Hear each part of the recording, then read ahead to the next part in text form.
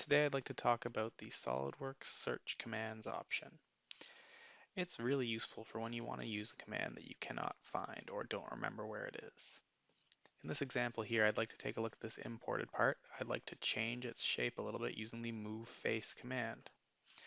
I can't exactly remember where that move face command was though. Was it under the features, under surfaces? It doesn't seem to be in either of those locations. If I go to insert features, it's not there either. I'm having troubles remembering where it is, so what I'll do is I'll use the search commands.